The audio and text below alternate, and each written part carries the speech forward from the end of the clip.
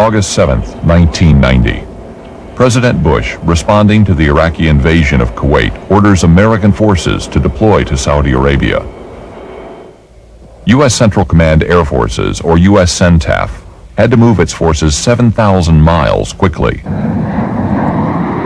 Within days, 5 U.S. Air Force squadrons and 2 U.S. carriers arrived in the Gulf. U.S. CENTAF Commander Lieutenant General Chuck Horner recalls the deployment. Initially, we had to get people over here rapidly because of the threat of Iraqi invasion. So we brought over those kinds of airplanes you need to defend and deter, such as air defense aircraft, AWACS, F-16s, and A-10s do ground attack missions, and also the F-15E to provide us capability at night. In just 5 weeks, the Coalition Air Force outnumbered the Iraqi Air Force. When it became apparent that we were successful in that initial effort, we then fleshed the force out with more aircraft, primarily aircraft such as B-52s, more A-10s, more F-16s. The coalition organized its air power for wartime with General Horner as the single air commander, or air boss. We created 4 air divisions. One air division under General Caruana handled the tankers and bomber aircraft. The second one under General Glosson handled the fighters, attack aircraft. Glenn Proffitt commanded the air division associated electronic warfare, and General Tenoso had the airlift operations. So we were able to define each air division by function, and then that way we could provide the command and control we needed to execute the war. We began to open locations throughout Saudi Arabia. And as we began to get more operating locations, we moved tankers into locations in Oman, in the United Arab Emirates, and as well as Diego Garcia. The coalition would eventually have close to 3,000 planes. These fighter and attack planes patrolled the desert, providing cover for the largest military airlift in history.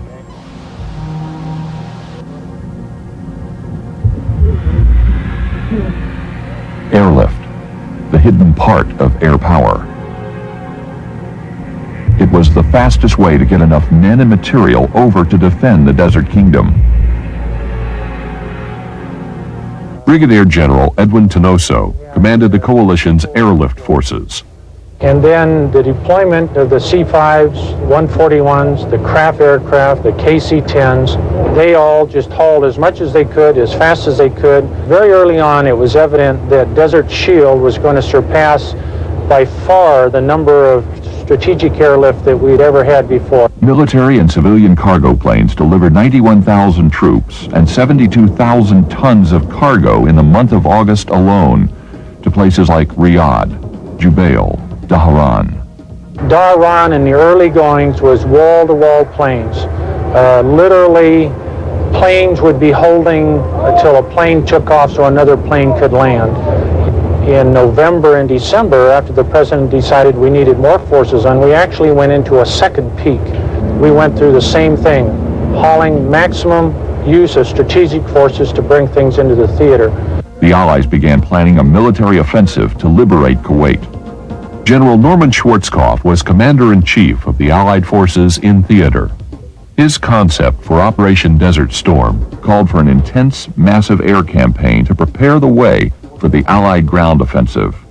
Fundamental towards any air campaign is the first job of any war, and that's to seize control of the air. Experts from the Air Staff and major commands throughout the Air Force helped CENTAF build what many consider to be the most successful air campaign in history. General Merrill McPeak became Air Force Chief of Staff during Operation Desert Shield. Our target was the Field Army, deployed in the Kuwaiti Theater of Operations. Our mission was to expel that army from Kuwait. On the air side, our concept really is summarized here. First of all, we knew we needed to operate in Iraqi airspace, so he was going to have the home port advantage. We had to penetrate into his territory. To do that, we had to take apart and disrupt his ability to stop us from coming in. In other words, we had to disintegrate his integrated air defense setup. Brigadier General Buster Glosson was U.S. CENTAF's Director of Campaign Plans before the war and commanded fighter and attack aircraft during the war. targeting strategy from the start was to take down his ability to command and control his military, whether it be in the air or on the ground. Of course, we were obviously most concerned about taking it down in the air to start with. The coalition would have to overcome Saddam's Integrated Air Defenses, or IADs.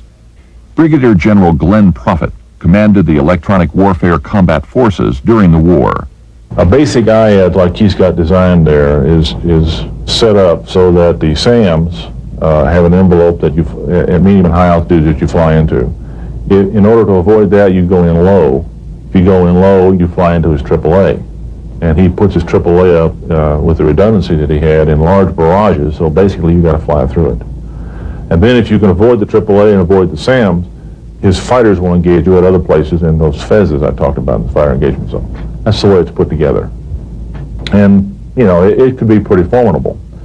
And what it's made up of is the systems themselves, the SAM missiles, the acquisition radars, the fighter aircraft, and what I call the nervous system, the control system, where you have an air defense operations center, a main one like you had in Baghdad, a sector operations center spread out, and each one of those sector operations center has intercept operations centers. That's what that integrated system does. The SOCs and the IACs, it controls which airplanes are going to be sent against to engage our fighters or our bombers, and which airplanes are going to be engaged with SAM missiles. Perhaps as many as 17,000 surface-to-air missiles, on the order of 9 or 10,000 anti-aircraft artillery pieces, very modern radars, all lashed together with high-tech equipment. So basically it's a totally integrated system, and our, of course, objective was to tear that system down. One, take away his nervous system, the control of it, the integration, and then secondly, start shooting down or tearing up the pieces of it, one by one. The Desert Storm air campaign would have 4 phases. Phase 1 had 3 goals: gain air superiority, destroy Saddam's strategic capability, namely his NBC weapons and long-range missiles nicknamed Scuds, and disrupt his command and control. The Allies estimated the first phase would last 20 to 25 days. Phase 2 would be short. The Allies planned on taking 1 day to suppress mobile air defenses in the KTO, or Kuwaiti Theater of Operations. During Phase 3, Allied air power would continue to hit the targets of Phase 1, but they would shift their attack to the Iraqi Field Army in the KTO, totaling close to 500,000 men, over 4,000 tanks, and 3,000 artillery pieces. One of the main missions that was given to us by General Schwarzkopf was preparing the battlefield. He called it shaping the battlefield. We had to defeat those elements of his ground forces capable of mass casualties, chemical delivery systems, artillery, armor. An important target would be Saddam's crack troops, the Republican Guard. He was depending on them to drive back the coalition ground forces if they attacked his dug-in army. One of the centers of gravity, we were told, is destroy the Republican Guard to destroy a lot of the military support for Saddam Hussein. Planners believed that Phase 3 would take about 3 weeks. The 4th and final phase of the air campaign was to support the Allied ground troops as they moved into Kuwait.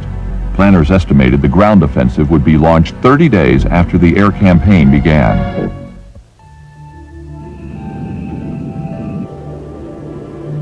Now, the 28 countries with forces in the Gulf area have exhausted all reasonable efforts to reach a peaceful resolution, have no choice but to drive Saddam from Kuwait by force.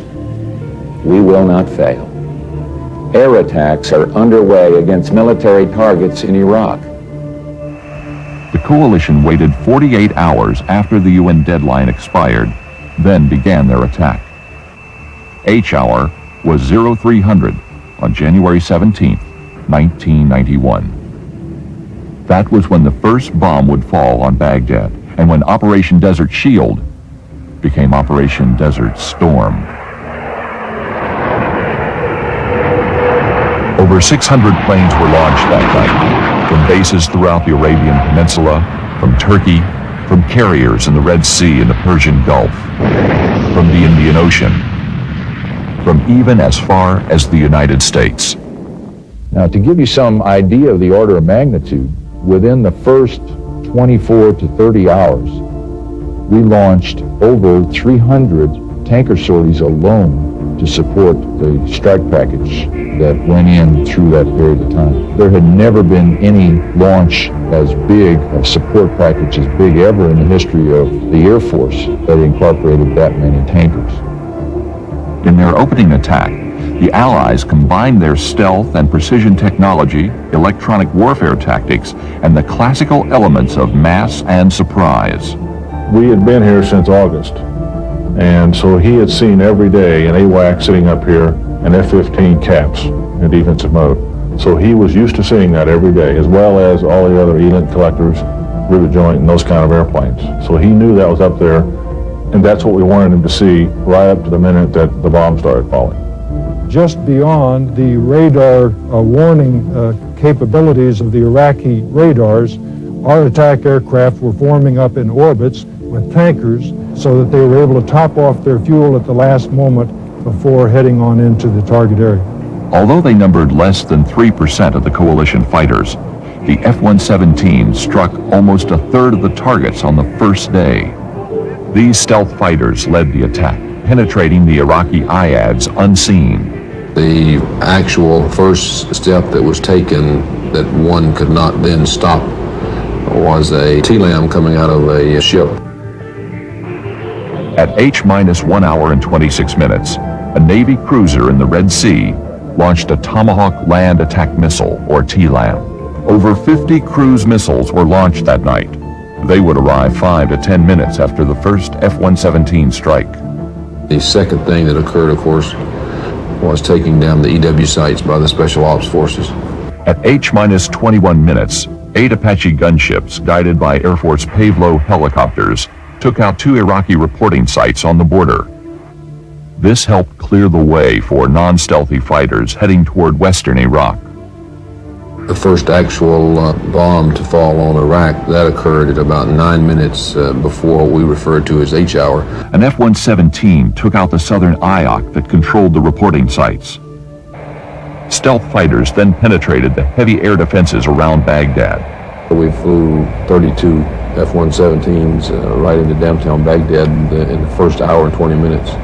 Their next target was the principal telephone communication facility, also dubbed the AT&T building. What we refer to as the AT&T building is really their central comm node in the whole country. If you remember when the CNN guy was reporting and he went blank at H hour plus about 4 seconds, that was that bomb hitting the AT&T building. At H hour, F-117s took out the ADOC in Baghdad and the IOCs and SOCs in the southern part of the country. So right at H hour, immediately by H hour, his ability to see airplanes coming in from the south was degraded. The IOCs and the SOCs were taken down. His ability to communicate was taken down, and the city went black. Having opened up the gateway, then our other strike packages rushed through, and we hit very hard. This was a massive attack in the beginning moments of the war. We attacked all of the strategic targets that I've spoken of, the electrical power, communications, air defenses, and so forth. Our goal was to put them into shock and destroy their ability to defend their homeland. We were able to do that by having massive attacks across the full spectrum of targets, primarily command and control and his air forces, and also the surface-to-air missiles.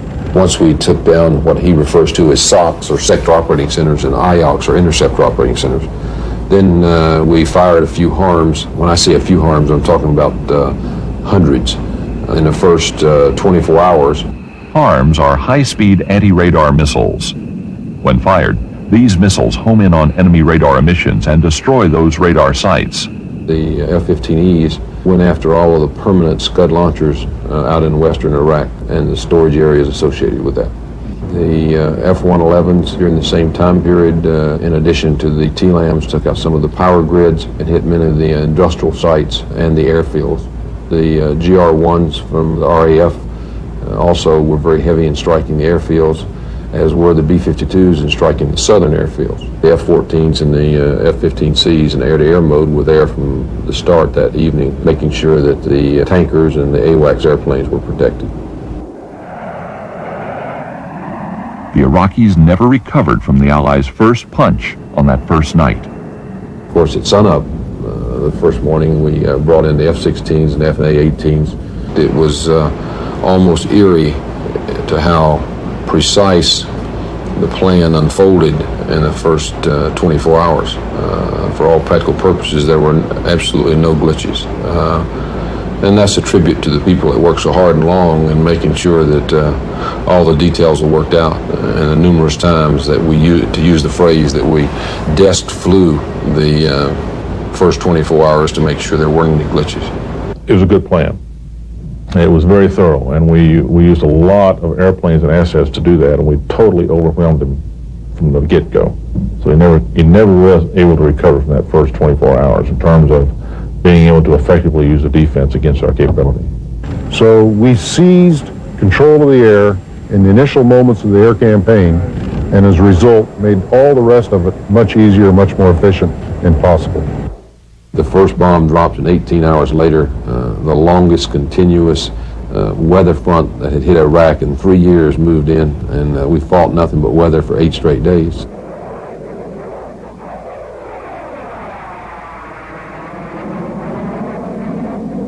We intended in the first 3 days to take out all of his nuclear, biological, and chemical storage. The weather really hampered us in this area, and that was our number one concern, that he'd go to those facilities and take the stuff out and start moving it around. The coalition was still able to destroy many nuclear, biological, and chemical storage sites and cripple Saddam's ability to produce and research these weapons.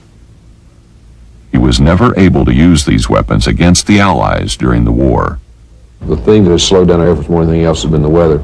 The second most important thing has been Scuds. We had to divert an inordinate amount of assets to deal with that problem. Although coalition air power destroyed many permanent Scud launchers in the opening attack, they did not destroy Saddam's mobile launchers. Saddam was still able to send Scuds towards Israel and Saudi Arabia.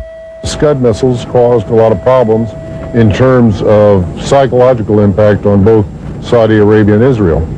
So it became important we locate these very time-sensitive fleeting targets. We actually wound up using 24 airplanes continuously, and then we supplemented those airplanes with strikes. And so it averaged out that we were using almost 100 airplanes a day to just deal with Scuds.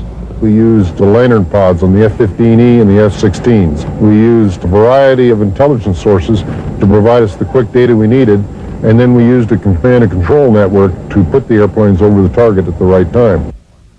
The coalition knew that the mobile launchers had to come out of hiding and drive to certain areas so their Scuds could reach their targets. These launch areas were called Scud boxes. During the day, A-10s flew along the roadways looking for them. By night, F-15Es and Lantern-equipped F-16s circled overhead. Deep behind Iraqi lines, U.S. and British special forces used laser designators to target Scud missiles for coalition air crews in western Iraq. In eastern Iraq, the new experimental Joint STARS aircraft successfully directed several strikes against Scuds as well. They were able to locate mobile launchers with their radar, which can track movement on the ground. Many mobile launchers were hunted down and destroyed. And at day 11, we were actually at day 4.5 in the war, just because of weather alone. And then when you subtract the Scuds out, as you can see, in the first 11 days, we had only accomplished about 3 days worth of what we had intended to accomplish. Although the Scuds were never fully suppressed, air power greatly reduced their chances of hitting their targets and dramatically reduced Scud launches from 5 a day to 3 a week. Although the coalition struggled with the weather and the Scuds, they had little difficulty with the Iraqi Air Force. They were no match for coalition pilots. The good team running southwest, 501. 3, red. Splash! Splash coming out westbound. The Iraqi Air Force was basically decimated at day 3. It was decimated more emotionally and psychologically than it was in reality, because every time they took off, they got shot down. They could not complete intercepts. They couldn't even get close to airplanes, and that had to be very demoralizing for them. Flash 2, OPEC 2, splash 2.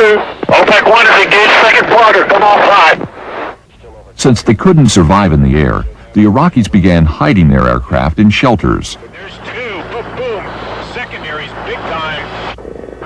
4, 3, 2, 1, impact. Boom, there's a hit. There's a shack. And oh yeah. Keep it in there. Secondaries, big time secondaries. The Allies began to concentrate their attacks on these shelters by day 7 of the air campaign. Laser-guided bombs penetrated and destroyed over 300 of them. Since they couldn't survive in the air or on the ground, Iraqi aircraft began to run toward Iran en masse by day 9. I think that the one thing that this war has done from an air power standpoint, without a doubt, that it has changed mass to precision. Where we dropped 30,000 bombs to take out a target in World War II and 300 bombs in Vietnam, we dropped 1 in Iraq. Precision-guided munitions are conventional bombs fitted with laser or electro-optical guidance systems. Only 7% of the tonnage dropped on Iraq and Kuwait was precision tonnage. But some estimate that these bombs destroyed 80% of the strategic targets during the war. With the combination of stealth and precision attack capability in the 117, we were able to attack targets very discreetly. We did not carpet bomb downtown Baghdad. We took special care to make sure that we attacked only military targets, and we attacked them quite precisely. Air crews were informed to bring home the ordnance if they weren't sure they were locked to the right target. With precision munitions, the coalition could avoid civilian areas and hit leadership targets instead. We went after their Minister of Defense facilities. We went after the security facilities. We went after the Ba'ath Party headquarters facilities. Those were the areas where the most barbaric acts and decisions supporting those were made and executed and controlled from. It was critical to be able to take that element out of that society. And it's also critical to let the populace see that that segment of their society was as vulnerable as anyone else. This was an electronic war like no other in history. The EF-111 was able to go in there very close and jam his acquisition radars and early warning radar. Anytime we sent a package somewhere, we had jammers, EA-6Bs or EF-111s, putting his eyes out at that particular spot. We had F-4Gs sitting back. Anytime a radar did come up, could put a harm on him, suppress him. And because of that, fear of that, their ability to put harms on them and kill them, they were very reluctant to have their radars up for any length of time.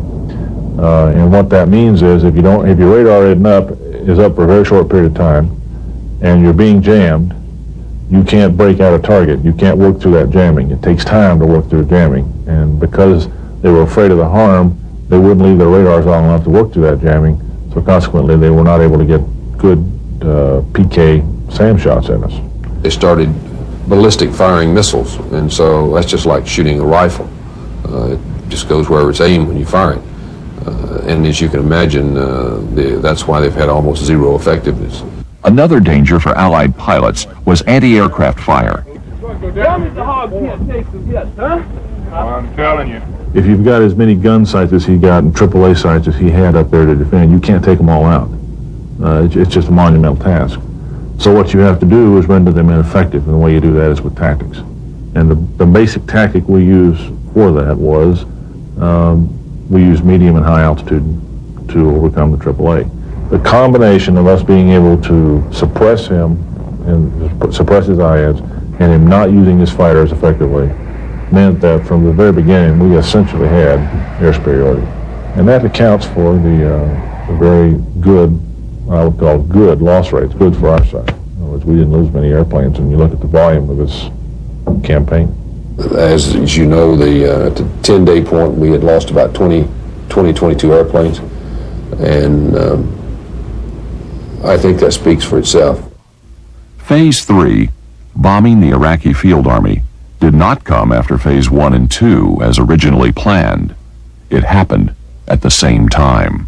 We had more than enough air power on the scene to do the Phase 1 job at the beginning, and we simply diverted it to begin on Phase 3. So there was no time from day one on that the Iraqi ground forces were not under heavy air attack. The Allies used precision weapons to take down Iraqi bridges, cutting off the army in Kuwait from reinforcements and supplies. On day 4 or 5, I put 11 F-117s and 4 F-111s, dropping precision bombs. And we put 7 bridges in the water the first night. Iraqi engineers built pontoon bridges to replace the destroyed ones. Allied planes returned and took them out as well. Other aircraft trolled for convoys. The resupply of the Iraqi army slowed from 20,000 tons a day to 2,000 tons. From the start of the war, B-52s hammered airfields and large strategic targets such as power plants, petroleum supplies, and military centers. But their most important mission hit the Republican Guard. Very early on into the campaign, we were providing 3 B-52s every hour and a half over a Republican Guard target or a target that had to do with softening up the Kuwaiti theater of operation. The B-52 struck regardless what kind of weather that there was over the target area. Secondly, we struck all day and all night without warning, without their ability to effectively mass a counter-air offensive against the B-52s. And as such, it was very, very effective, putting firepower on their equipment, their troop locations, their artillery, their tanks, and they could do nothing about it. And it was extremely demoralizing. Behind the bombs that fell and the planes that delivered them were E-3A Sentry planes, more commonly known as AWACS. These controllers choreographed the strike packages as they delivered their bombs on the Iraqi IADs, NBC targets, bridges, and now the Iraqi army. The coalition averaged 1 bombing mission per minute against Iraq. The focus became destroying equipment as opposed to destroying troops. Our initial intelligence of the forces in field was poor, and we were sending aircraft out to destroy, say, armor units, and when they'd arrive at the location where they were thought to be, they weren't there, and the flight lead would have a difficult time getting a valid target for his flight.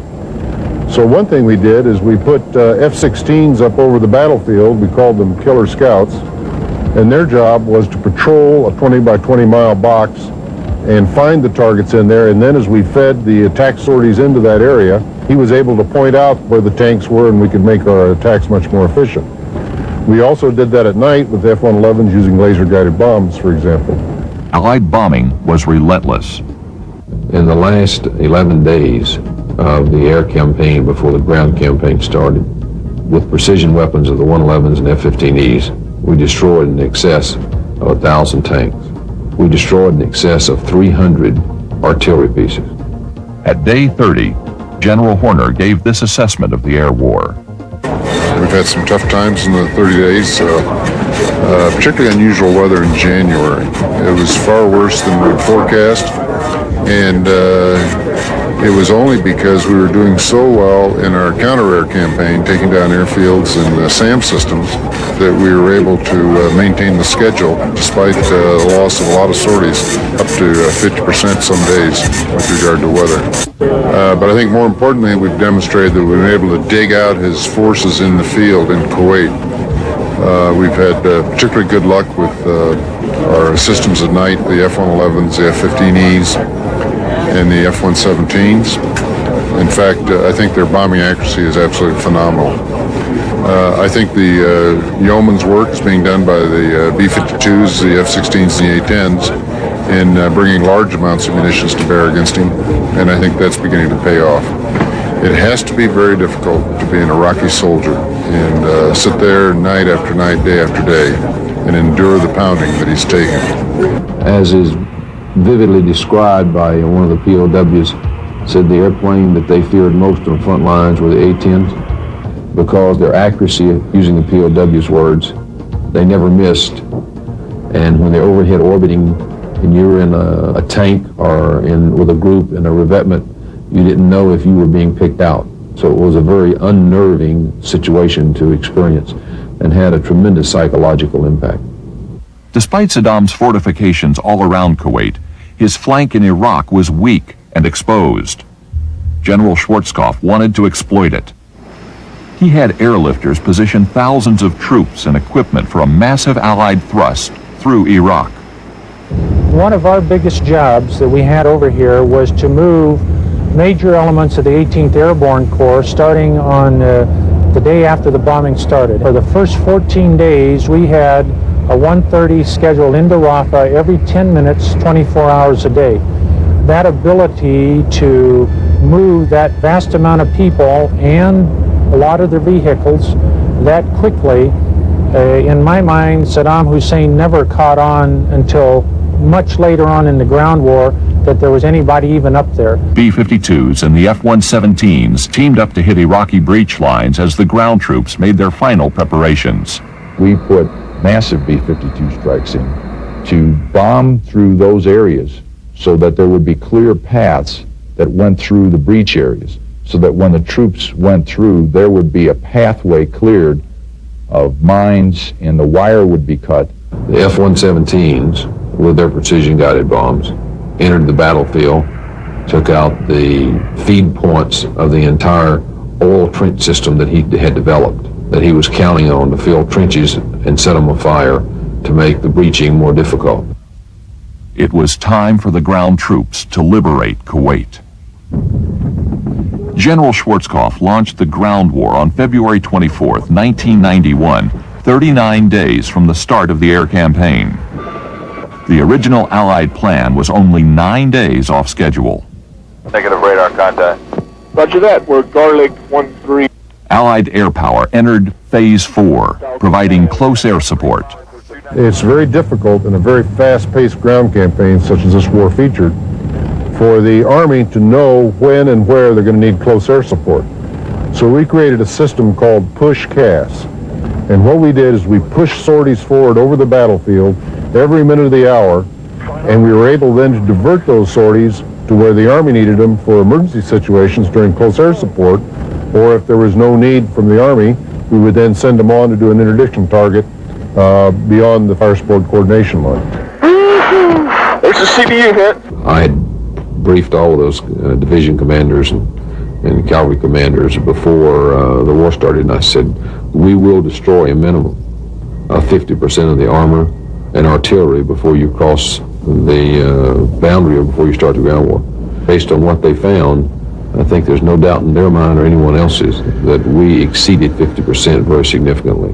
One of them relayed to me, he said, I got to admit, sir, the majority of the tanks I shot in the radiator, which means the tank's running. The Iraqis were routed. They surrendered by the tens of thousands. One of the captured division commanders, when asked, how come you didn't use your artillery? And he replied, my artillery was destroyed by air 100% before the ground campaign started, and in fact, I called for artillery support from the division next to mine, and their artillery was destroyed 100% by air in transit to support my division. I will tell you my private conviction is that this is the first time in history that a field army has been defeated by air power.